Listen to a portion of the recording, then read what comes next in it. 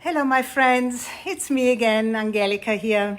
It's 11 o'clock, and here we are with our daily meeting broadcast from Florida, from the Conrad Hotel on A1A, North Fort Lauderdale Beach.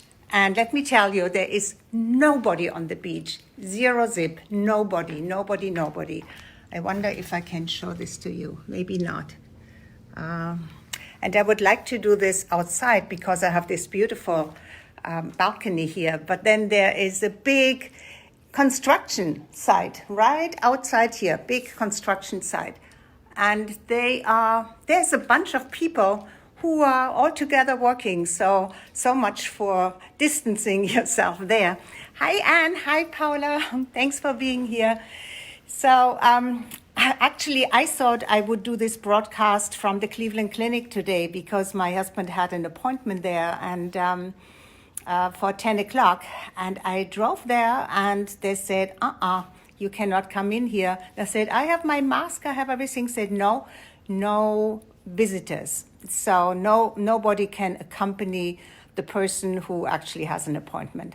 So here we are. Hi, Paula. Hi, Bri. So here we are. We live in different times. But you know something? This is going on for over 2 weeks now. And at least for us, for my husband and I, being not home, but in a hotel. We have a nice apartment here, so we are comfortable. But it's a different situation. So everybody is in a totally different situation. And this video is a little shaky because I still don't have my computer back. It died on me, I think the battery or something like that 5 days ago, almost 6 days ago. Hi, Anne. And Sushmita. Hi, Sushmita. And but 5 days ago, I brought it to have it repaired to a technician, but they are so overwhelmed, so busy. And I can believe this because everybody's online now. But my computer is a Mac Pro and it's only 2 years old. I have no idea why it died on me. This is a disaster because I have my whole life on there. And at home, I have some backups and I'm an older computer, but I'm not home. I am away from home. So there are challenges, and I believe that you have some challenges as well. So what do you do about it? You just take it and do the best with whatever you have. So I still have my phone, thank God for that, even though this is a new one, so I haven't everything downloaded yet because the older one slipped out of my hand when I was in a Uber, and I practically saw it drive off because I realized it the moment I got off. But the driver didn't stop, didn't see me wave, and then as soon as I was back in the hotel, I went on my computer, find my phone, and I actually saw it moving. Do you know how frustrating it is when you see your iPhone, your life is on that as well, somewhere else being driven in another car until 9 o'clock in the evening. And then it grayed out, which means somebody took it, and I have it rang a couple of times to alert the driver, but nothing. And Uber did not respond to any of the messages that I sent. So bad for Uber. I hate them as for now, or at least I wouldn't use them anymore. That's really, really bad. So anyway, my phone was gone, so I had to order a new phone, which cost a lot of money because I needed it unlocked since I live in the Bahamas. So it was a big expense. And then just a couple of days after that, after I had it back, thank God, my computer died on me. So that's really, really bad. But enough of me and my challenges. I wanted to ask you, how are you doing? Are you kind of getting used to the new now? And how are you dealing with it? Being honest with you, I think I put on at least 2 pounds, even though I don't have junk food here. I put on 2 pounds. I can see it, I can feel it, and I notice it on my jeans. When I have my other comfortable pants on, I don't notice it. But my jeans were kind of really fitting tightly and well before, and now I have to hold my breath to close it. So how is it with you? Hi, O'Brien. Hi, Crystal from Crystal Vision. Hi, Dinah and Audrey. So happy of you guys to be here. So my question is to you. Are you putting on weight because you're stuck home and maybe you have bought a lot of comfort food? I don't want to say junk food. I call it comfort food. That's easy to eat. And, and I don't know about you, but I don't get my regular exercise. So I definitely put on weight. And there is something else that let me see if I can wave to everybody here. I think so. Wave. I found something interesting that I heard today. The sale of liquor went up between 70% for hard liquor. Hi, Dave. For hard liquor. And I think 66% for wines. Can you believe this? And only 45% for beers. So that means everybody is drinking more. Everybody, I mean, not everybody, but if the sale of liquor and wine are skyrocketed, that means people are calming themselves down or just because they are at home. So there is a higher consumption of wine and beer. Now, I'm in Florida, which means that at Publix or wherever I do my food shopping, I can buy liquor and wine as well. And of course, and beer. I'm not too sure about liquor, but definitely wine because I have bought wine, white wine and red wine, and a couple of beer. So in the Bahamas, there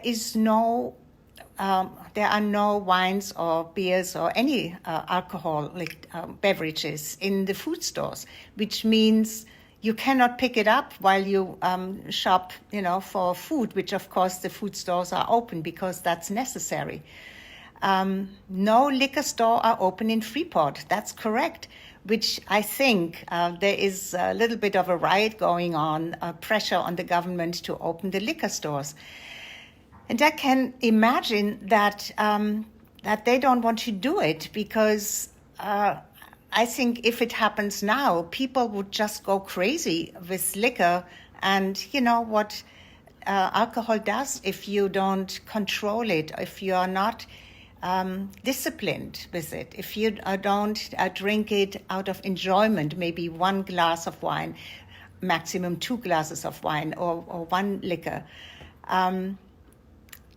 None open in the whole country. Yes, I don't think that's only not in Freeport. The entire Bahamas have no liquor stores open, which means you cannot buy liquor. Whatever you may have at home, you can consume, but you cannot buy any new ones. And I wonder how long this will last. It's interesting. So please be safe. I hope people don't freak out and get aggressive about it. But you have to do without liquor when you live in the Bahamas, whether you are Bahamian or a resident or stuck there because you visited and then the country locked down. So these are some interesting times, right? So my question is, what are you doing differently now? How did your routine change? For some of you, it may be drastic. And my heart goes out for everybody who has children who they now have to homeschool. Homeschooling children is not easy. And if you work and then also have to homeschool your children, really my heart goes out to you. And I hope you have maybe built some kind of support group, maybe even with the teacher who can help you with that. And the children hello Lily, hello Andrea, and the children may be taking this funny and have fun and have do games and all of that for a week or maybe 2 weeks. But if this is longer and they cannot really hang out with their friends, there may be some issues as well. So if you have, and this is why I want to offer you, if you have any challenges or anything, you just want to get a different opinion, or somebody who, I have 5 children, 9 grandchildren. My 5 children are grown, of course, and I do know what's going on with children. Let me do this waving thing. I think that's so cute that I see who is on and I can wave. Or even in a relationship, it may be tough if you are now locked closely together with your partner and you have some issues. This may be a little bit difficult. Yeah, laughter is the best medicine, absolutely. So if you watch movies, please don't watch violent movies. Watch something that's funny. Go back maybe to some of the old series and Sanford or whatever. Some of the old series which makes you just smile and relax and reminisce and all of that. I am actually well. Thanks for asking, Amit. I am very well. My eyes may be a little bit irritated because I run out of eye drops. We run out of everything. And somebody said, show your nails. Those who have artificial nails, they are in trouble now. I don't have artificial nails, but my nails, my nail polish is coming off at the tips here, but I can fix that myself. So when you have grown children and they live away and you have grandchildren, it's tough as well to be separated, not to be able to come together. But let me tell you, we are lucky because we live in the age of technology and we all have, look at this. I can connect with you. So you can connect with your children, with your grandchildren. It's such a blessing if you have a device that works. I have to do it from my iPhone, which is a little shaky. Wish I had my computer back. But one of the most important things is just to go with the flow. You don't know what will happen, what other restrictions will come up. Right now, we are still allowed to go out for a walk or to exercise. And actually, along the beach here on A1A, you see a ton of people, not close together, quite spread out, so everybody does the distancing. But you see a lot of roller skaters and bikes and skateboards, and of course people who jog and others who walk their dogs. So it's nice to be able to go out and actually just see people, even though you cannot be in closer contact with them. So, that's really it. I just want to let you, just remind you that please stay away from too much sugar and junk food. I know a glass of wine turns to sugar as well. And a lot of pasta, a lot of bread turns to sugar as well. Try to stay more with vegetables and salads and all of that. Sometimes it's difficult to, if you don't want to go, if you want to shop only once every 2 weeks, it's difficult to have fresh produce at home. But what I did is I bought some stuff, some super greens, and I bought bananas, which I cut up and they are frozen, so I can use them. All of the fruits, actually, after 2 days or so, I cut them up and I have them in the freezer because I can use them with the bananas and make a smoothie. And I have this plant food protein. And I also have, which keeps my energy up, I have this high impact protein. So it's amazing how convenient it is today to stay up with your nutrition. What I also did when I left the Bahamas, because I'm big on my supplements, I packed supplements for at least 2 months.